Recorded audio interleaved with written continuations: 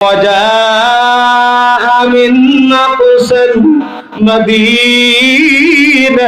رجل يسعى قال يا قوم اتبعوا المرسلين। নিবৃত পল্লীতে বসবাস করতেন একজন ব্যক্তি, তার নাম হলো হাবিবে নাজ্জার। এই হাবিবে নাজ্জার নিবৃত পল্লী থেকে ছুটে আসতেছেন। আল্লাহর কোরআন সূরা ইয়াসিনের মধ্যে আল্লাহ তাআলা বলছেন,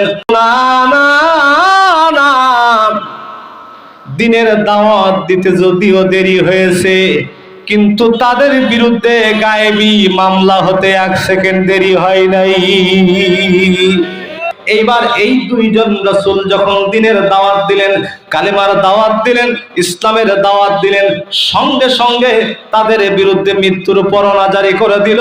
ওদের সামনে তখন 2টা পথ খোলা, 1 নাম্বার আতওয়ার, আর তাই যদি না হয় তাহলে শাহাদাত। ওরা বলল আমরা শহীদ হতে চাই, কিন্তু বাতিলের কাছে মাথা নত করতে রাজি নই। শাহাদাতের সিদ্ধান্ত নিল যখন, ঠিক এমন সময় আল্লাহ রাব্বুল আলামিন কোরআন আল কারীমের মধ্যে জানিয়ে দিচ্ছেন, ওয়াজা মিন আকসাল মাদিনাতি রাজুলুন ইয়াসআ قال يا قوم اتبعوا المرسلين। সম্মানিত ভাইরা আমার, নিবৃত পল্লীতে বসবাস করতেন একজন ব্যক্তি, তার নাম হলো হাবিবে নাজ্জার। কি নাম? আর একটু জোরে বলেন। এই হাবিবে নাজ্জার নিবৃত পল্লী থেকে ছুটে আসতেছেন। আল্লাহর কোরআন সূরা ইয়াসিনের মধ্যে আল্লাহ তাআলা বলছেন, ওয়াজা মিন আকসাল মাদিনাতি রাজুলুন ইয়াসআ। ইয়াসআ শব্দের অর্থ হলো ছুটে আসা, দৌড় দেওয়া। দৌড় দিল, দৌড় দিয়ে এসে বলছেন, ওরে শহরবাসীরা, কি সর্বনাশ তোমরা করলেন। এই দুইজন রাসূল দিনের দাওয়াত দেয়, কোনো টাকা পয়সা দাবি করে না। ভাই, কি দাবি করে? আর একটু জোরে বলেন, দাবি করে। ইত্তাবিউ মান লা ইয়াসআলুকুম আজরান ওয়া হুম মুহতাদুন।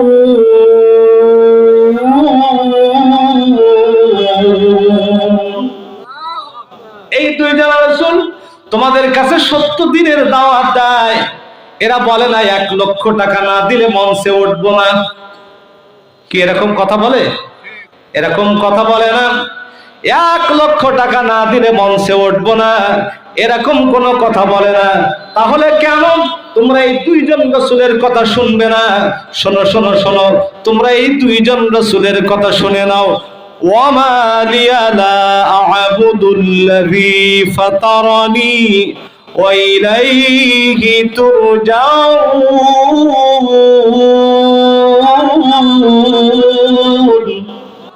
আমি তো সেই রবের গোলামি করি, সেই রবের আমি দাসত্ব করি যে রব আমাদের সৃষ্টি করেছেন, তার দিকে আমাদের সবাইকে ফিরে যেতে হবে। এই কথা যখনই বলেছে, বলার সঙ্গে সঙ্গে ভাইরা আমার, তার বিরুদ্ধেও মৃত্যুর পরোয়ানা জারি করে দিয়েছে।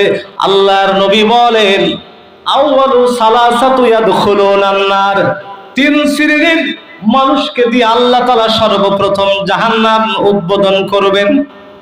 আল্লাহর হাবিব বলেন, তাদেরকে দিয়ে জাহান্নাম উদ্বোধন করা হবে যারা জোর জবরদস্তি করে জগদ্দল পাথরের মতো বুকের উপরে চেপে বসবে। এন্তাকির বাদশা মানুষের উপরে অত্যাচার করতে জানতো, কিন্তু আয়না ঘর তৈরি করতে জানতো না। কিন্তু না, বাশার আল আসাদ সেইটা কিন্তু করেছে। আর বাশার আল আসাদ যা করেছে, খুনি হাসিনা তাই কিন্তু করেছে। আওয়াজ দিয়ে বলেন কথা ঠিক না বেঠিক?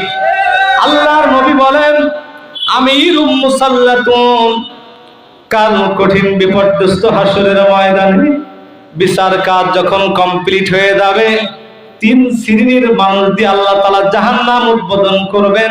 তার মধ্যে এক শ্রেণীর মানুষ হলো তারাই যারা জোর জবরদস্তি করে ক্ষমতার মসনদ দখল করবে।